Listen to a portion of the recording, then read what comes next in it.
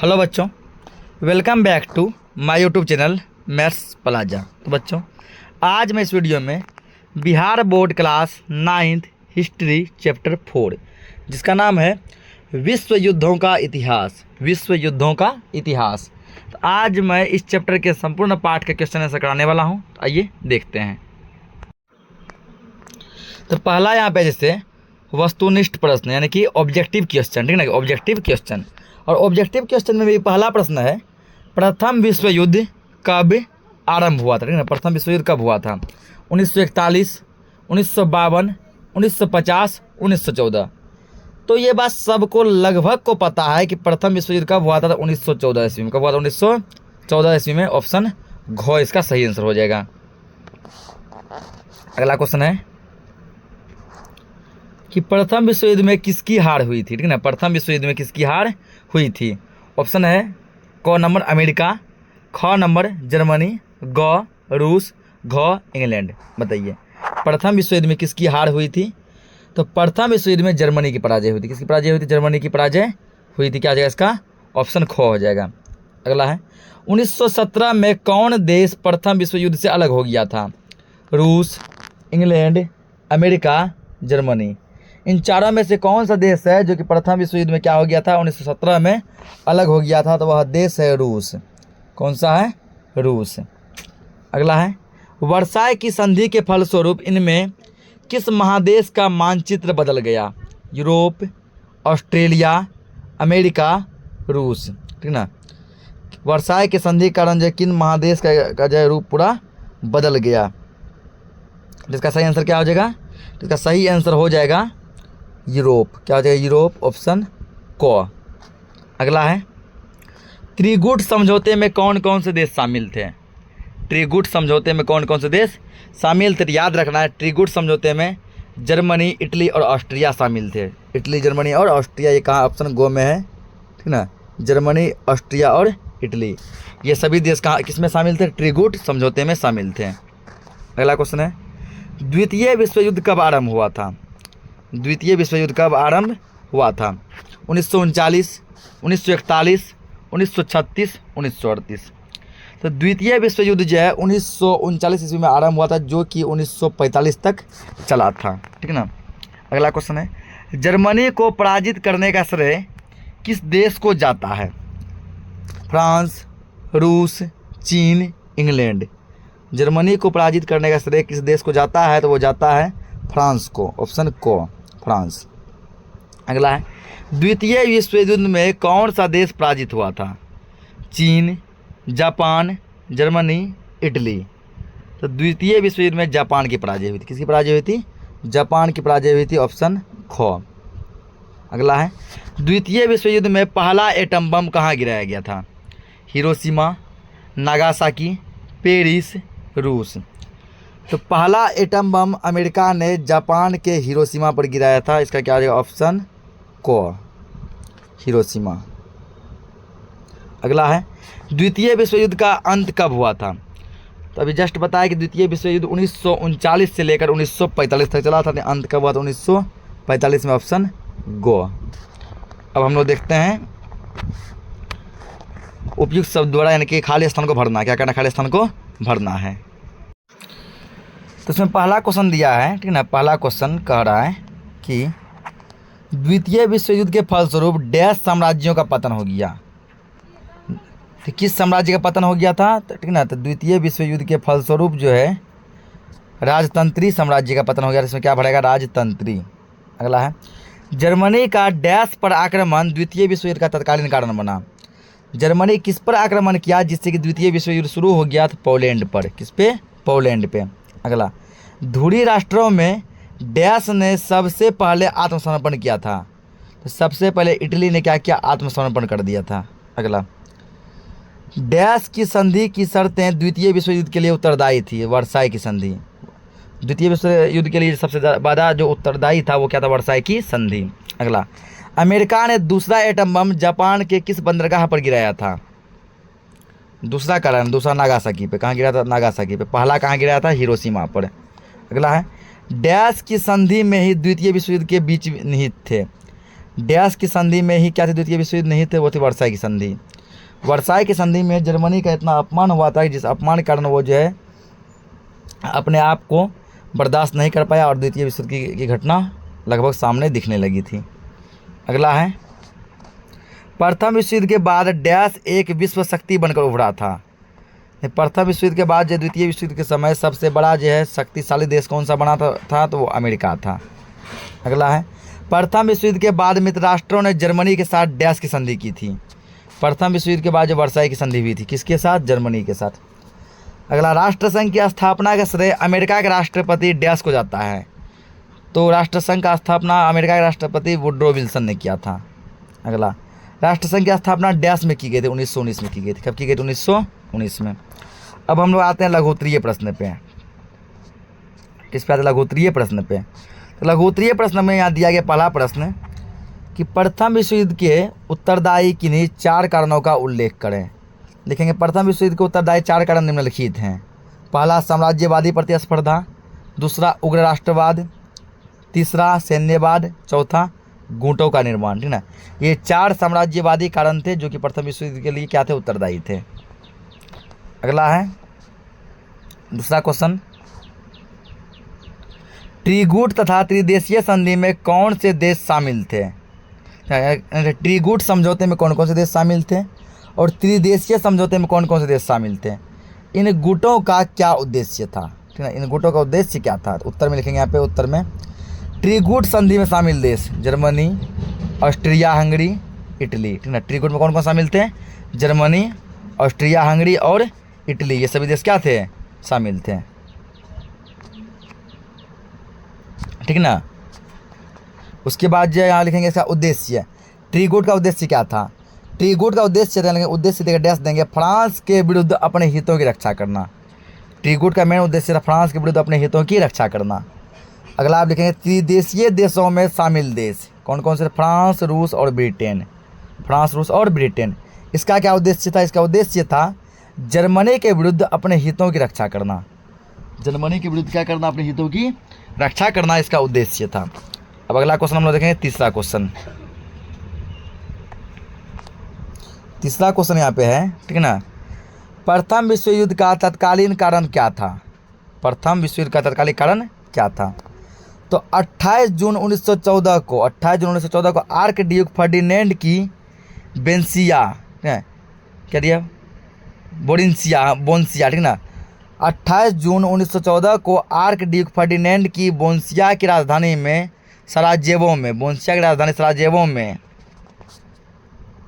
हत्या हो गई थी। क्या हो गई थी, हत्या हो गई।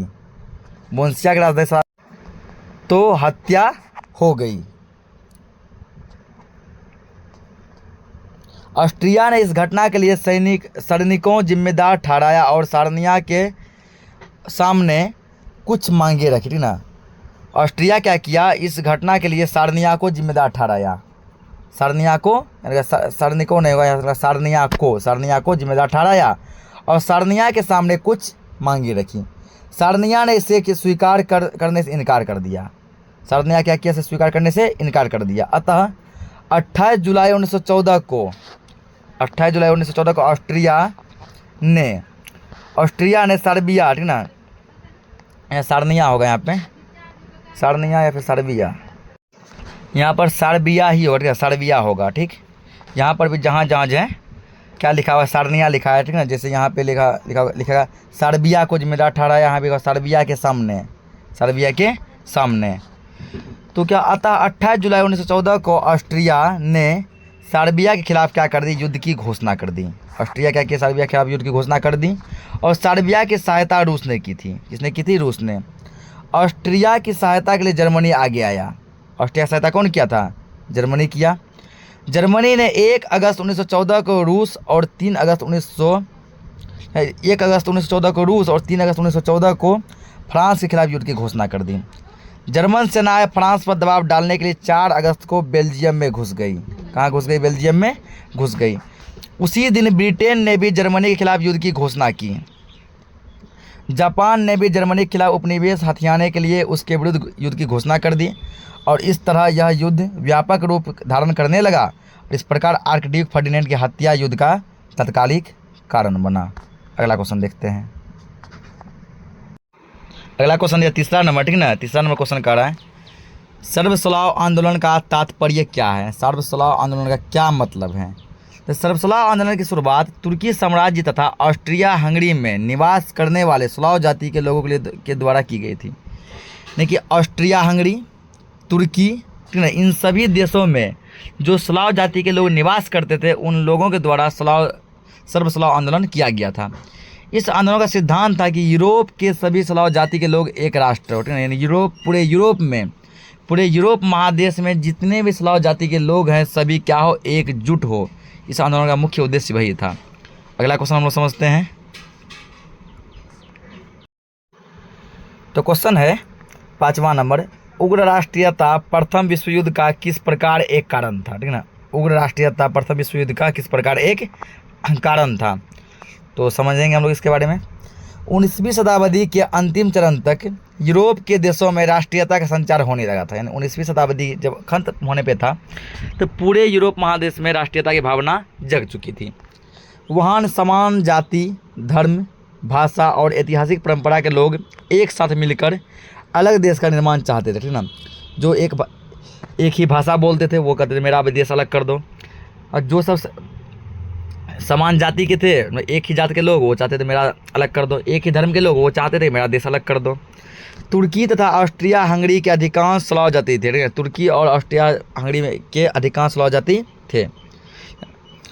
तुर्की तथा ऑस्ट्रिया हंगरी में हो जाएगा, ठीक है, तुर्की तथा ऑस्ट्रिया हंगरी में, यहाँ पे हो जाएगा के बदले में हो जाएगा। यहाँ पे तुर्की तथा ऑस्ट्रिया हंगरी में अधिकांश स्लाव जाति के लोग रहते थे।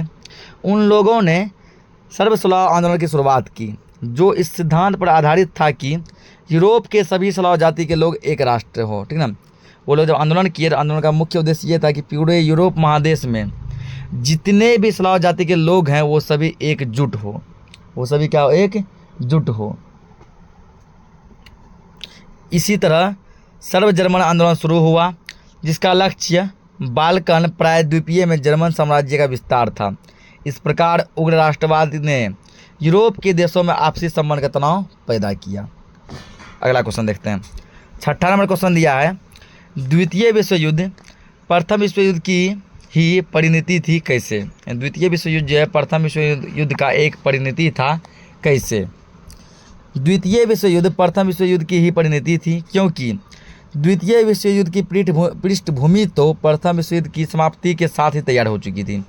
जैसे ही प्रथम विश्व युद्ध खत्म हुआ और जर्मनी पर वर्साई की संधि जैसा अपमान संधि लाद दिया गया, उसी जगह से ऐसा लगने लगा था कि आगे जो द्वितीय विश्व युद्ध की संभावना बन रही है। जिस तरह से पराजित राष्ट्रों पर निर्णय थोपे गए थे तो उनका अपमान किया गया था, उनसे द्वितीय विश्व युद्ध का होना तय था। प्रथम विश्व युद्ध साम्राज्यवाद को समाप्त नहीं कर सका बल्कि उसके वेग को और प्रचंड कर दिया।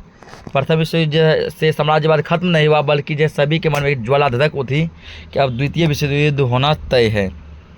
अगला क्वेश्चन है कि द्वितीय विश्व युद्ध के लिए हिटलर कहाँ तक उत्तरदायी था। समझते हैं इसको। तो इसका आंसर है प्रथम विश्व युद्ध के बाद यूरोप में नाजीवाद तथा फांसीवाद नामक दो सिद्धांतों का उदय हुआ। ठीक है, जब प्रथम विश्व युद्ध खत्म हुआ तो यूरोप में दो जो है सिद्धांत आए, एक नाजीवाद और एक फांसीवाद। हिटलर के नेतृत्व में नाजी सरकार जर्मनी में बनी थी। कहाँ बनी थी? जर्मनी में। ये सिद्धांत राष्ट्र के गौरव पर बल देते थे। जर्मनी ने हिटलर के नेतृत्व में दूसरे राष्ट्रों पर आक्रमण करना शुरू कर दिया। हिटलर के नेतृत्व में जर्मनी क्या किए, अलग अलग राष्ट्र पे, देश पे आक्रमण करना शुरू कर दिए। हिटलर ने राष्ट्रीय गौरव के लिए साम्राज्यवादी हिस्सा को ही आधार बनाया। उसको क्या क्या आधार बनाया? जर्मनी, फिर यहाँ से लिखेंगे, यहाँ से जर्मनी हिटलर के नेतृत्व में जापान तथा इटली के साथ मिलकर वर्मा इत्यादि को जीतता हुआ आगे बढ़ने लगा। अतः हिटलर की महत्वाकांक्षी द्वितीय विश्व युद्ध के लिए काफ़ी हद तक उत्तरदायी थी। ठीक, अगला क्वेश्चन देखते हैं अब हम लोग। अगला क्वेश्चन है द्वितीय विश्व युद्ध के किन्हीं 5 परिणामों का उल्लेख कीजिए। ठीक है ना, देखें द्वितीय विश्व युद्ध के 5 परिणाम निम्नलिखित हैं। पहला, धन जन की हानि। दूसरा, यूरोपीय श्रेष्ठता और उपनिवेशों का अंत।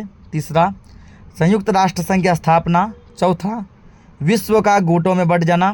पाँचवा, इंग्लैंड की शक्ति का ह्रास और रूस तथा अमेरिका की शक्ति में वृद्धि। ठीक है ना, ये इतना लेके छोड़ देंगे, ये सब उतना ज़्यादा ये सब नहीं लिखना, ठीक है, बस केवल 5 कारण लिखेंगे।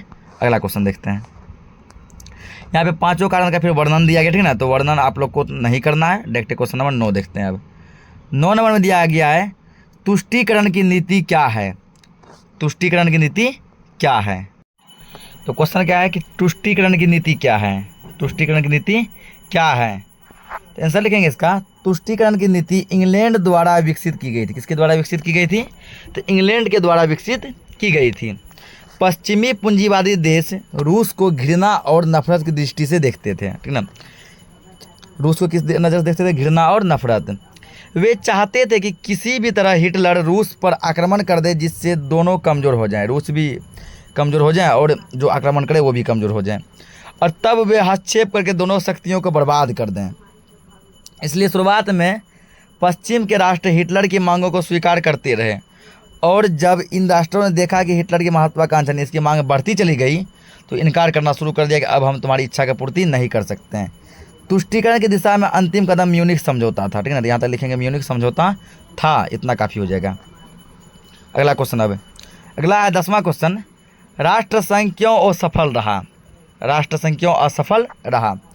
तो राष्ट्रसंघ छोटे छोटे राज्यों के मामलों को आसानी से सुलझा देता था, लेकिन समर्थ तथा शक्तिशाली सहयोग न मिल पाने की वजह से वह बड़े तथा महत्वपूर्ण मसलों को सुलझा पाने में असफल रहा। छोटा छोटा जो मामला था उसको सॉल्व कर देते थे, लेकिन जो बड़ा मुद्दा था उसको सॉल्व करने में वो सक्षम नहीं थे। इस प्रकार लघु उत्तरीय प्रश्न खत्म हो गया। अब हम लोग आते हैं दीर्घ उत्तरीय प्रश्न पे। तो पहला प्रश्न है जिसमें कहा गया है प्रथम विश्व युद्ध के क्या कारण थे। संक्षेप में लिखने, पूरा लगभग इसके बारे में बताना है कि प्रथम विश्व युद्ध के क्या क्या कारण थे। तो प्रथम विश्व युद्ध के निम्नलिखित कारण थे। क्या लिखेंगे? प्रथम विश्व युद्ध के निम्नलिखित कारण थे।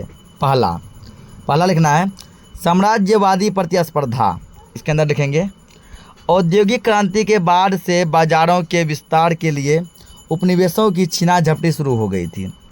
इस दौर में जर्मनी तथा इटली का प्रवेश बहुत बाद में हुआ, इस कारण उन्हें कम ही उपनिवेश मिले। कितना उपनिवेश मिले? तो बहुत ही कम मिले। 1914 ईस्वी तक जर्मनी औद्योगिक क्षेत्रों में काफ़ी प्रगति कर चुका था, इसलिए उसे बाजार की आवश्यकता थी। बाजार की आवश्यकता थी, इसलिए जर्मनी ने पतनशील तुर्की साम्राज्य पर अधिकार करना चाहा। यहाँ तक इसमें लिख देंगे, अधिकार करना चाहा। दूसरा कारण क्या था? उग्र राष्ट्रवाद। दूसरा क्या? उग्र राष्ट्रवाद। इसके अंदर लिखेंगे 19वीं शताब्दी के अंत तक यूरोप में राष्ट्रीयता के प्रभाव की वजह से समान धर्म, ठीक ना, समान धर्म, जाति, भाषा तथा ऐतिहासिक परंपरा के लोग एक साथ मिलकर अलग देश का निर्माण करना चाहते थे। ठीक है, एक साथ मिलकर क्या करना चाहते थे? अलग देश का निर्माण करना चाहते थे।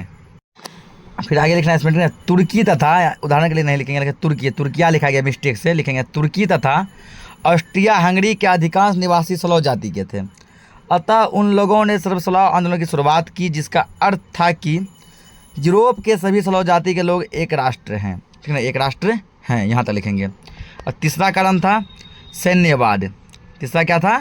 सैन्यवाद। तो इसमें लिखेंगे हम लोग, तो सैन्यवाद में लिखेंगे हम लोग यूरोपीय देश सुरक्षा के नाम पर अपना सारा ध्यान सैनिक शक्ति बढ़ाने में कर रहे थे, ठीक ना।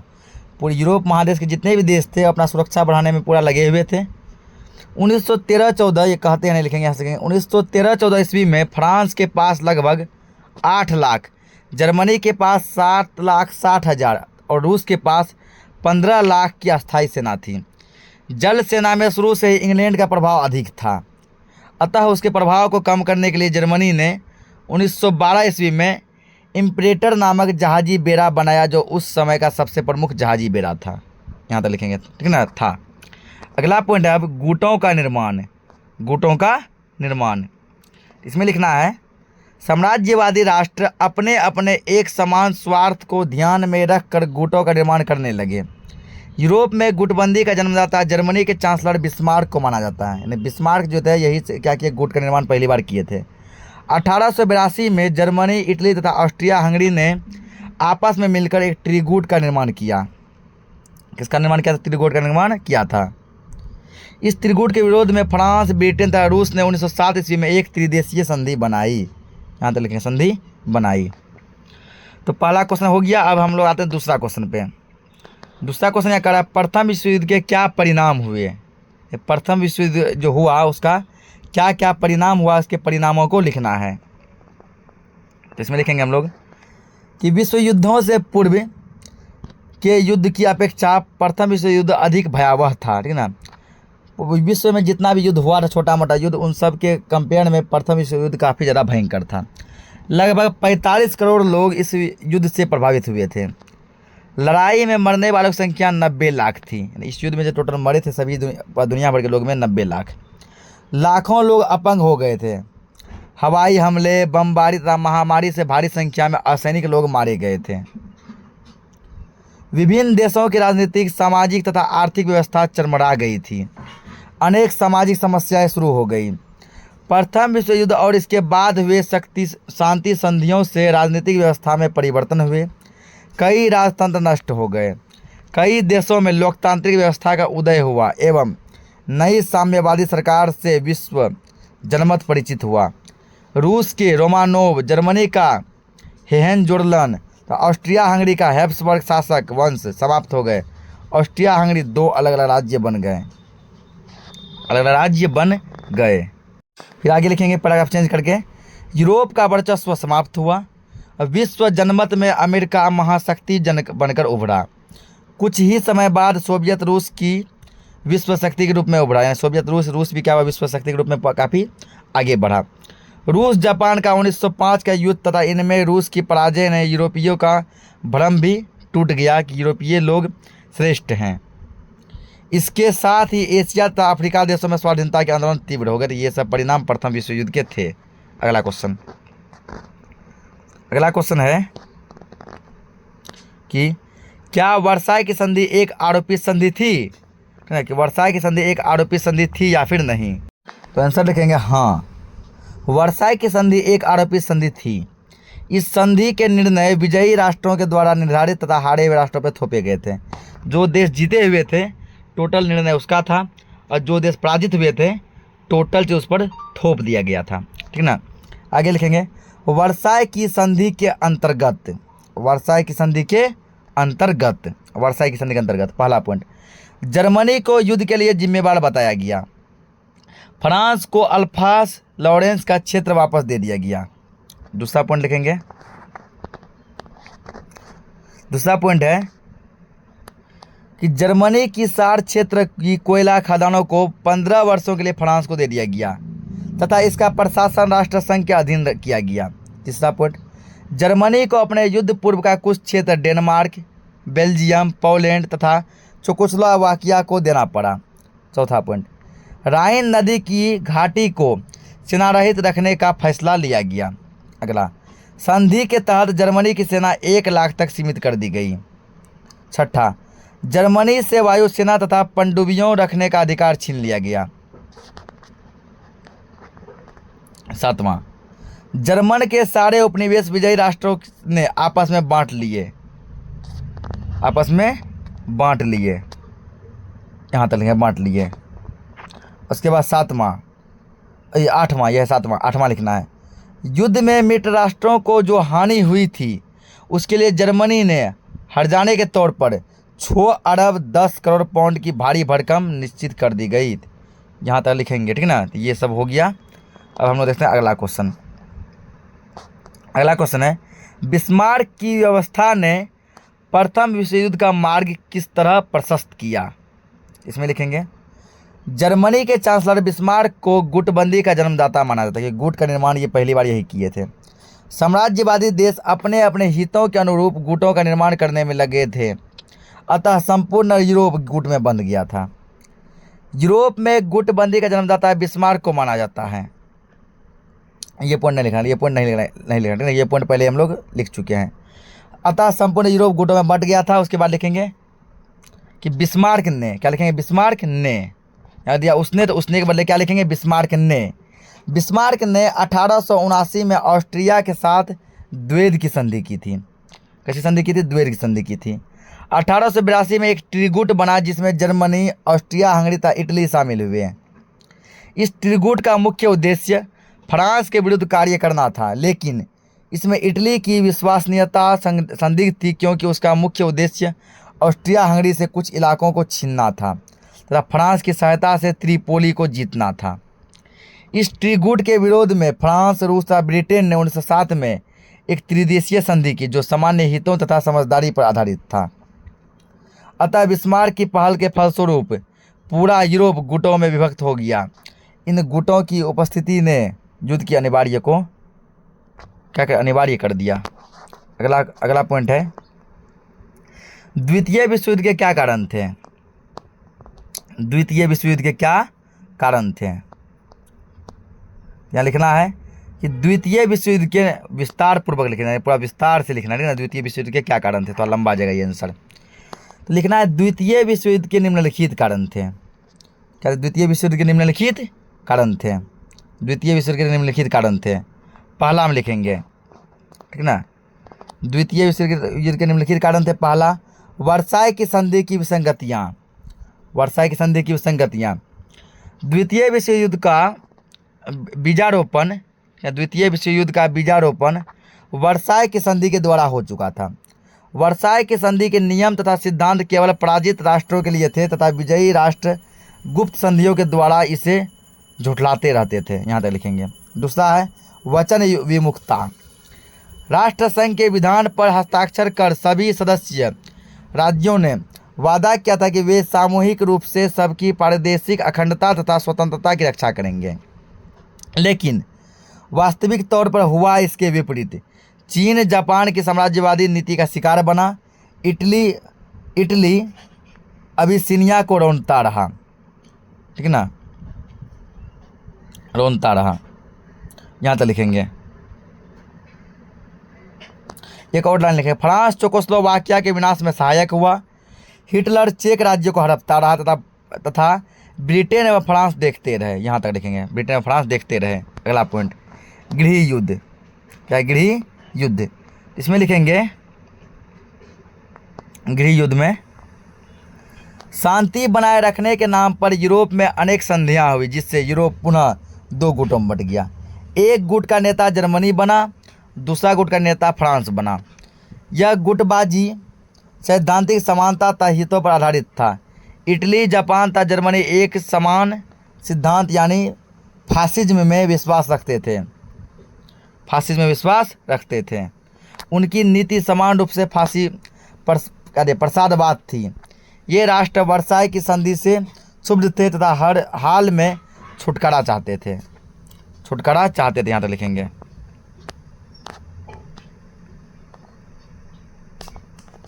अगला लिखेंगे हथियारबंदी। हथियारबंदी इसमें लिखना है, गुटबंदी के माहौल में प्रत्येक राष्ट्र अपने आप को असुरक्षित महसूस कर रहा था। ब्रिटेन जो निःशस्त्रीकरण का उदाहरण पेश करना चाहता था, उसके वित्त मंत्री चैम्बरलिन 1937 में घोषणा की कि रक्षा व्यय की पूर्ति केवल कर लगाकर ही नहीं बल्कि इसके लिए 40 करोड़ पाउंड ऋण का फैसला भी किया। यहाँ तक लिखेंगे। अगला, राष्ट्रसंघ की असफलता। राष्ट्रसंघ छोटे छोटे राज्यों के मामले को तो आसानी से सुलझा लेता था, लेकिन समर्थ तथा शक्तिशाली राष्ट्रों के सहयोग नहीं मिल पाने की वजह से राष्ट्र के बड़े मामले नहीं सुलझ पाता था। यहाँ तक लिखेंगे, नहीं सुलझ पाता था। अगला लिखेंगे चौथा पॉइंट, विश्वव्यापी आर्थिक मंदी। प्रथम विश्व युद्ध के बाद 1929-30 के काल में विश्वव्यापी आर्थिक मंदी का दौर आया तो 1931 में अपने चरम सीमा पर था। 1929 के शरद काल में अमेरिका से यूरोप को ऋण मिलना बंद हो जाने की वजह से सारे विश्व में क्रय शक्ति का ह्रास होने लगा। कीमतों में व्यापक तथा अनिष्टकारी गिरावट हुई। यहाँ तक लिखेंगे, गिरावट हुई। अगला पॉइंट है नवीन विचारधाराओं का उदय। इसमें लिखना है, प्रथम विश्व युद्ध के बाद नए सिद्धांतों के आधार पर हिटलर के नेतृत्व में नाजी सरकार बनी और मुसोलिनी के नेतृत्व में इटली में फांसी सरकार बनी। ये दोनों सिद्धांत राष्ट्र के गौरव तथा शक्ति में विश्वास रखते थे। अतः दोनों ने दूसरे राष्ट्र पर आक्रमण करना शुरू कर दिया, जिससे विश्व युद्ध की परिस्थितियाँ शुरू हो गई। ये सब हो गया पाँचवा क्वेश्चन। अब हम लोग आते हैं छठा क्वेश्चन। ये लास्ट क्वेश्चन है, ठीक ना। छठा है, द्वितीय विश्व युद्ध के परिणामों का उल्लेख करेंगे। द्वितीय विश्व युद्ध के क्या क्या परिणाम हुए। लिखेंगे द्वितीय विश्व युद्ध के निम्नलिखित परिणाम हुए। द्वितीय विश्व युद्ध के निम्नलिखित परिणाम हुए। पहला क्या है? धन जन की हानि। इस युद्ध में धन जन की व्यापक हानि हुई। लगभग 60,000 यहूदियों को जर्मनी ने मौत के घाट उतार दिया।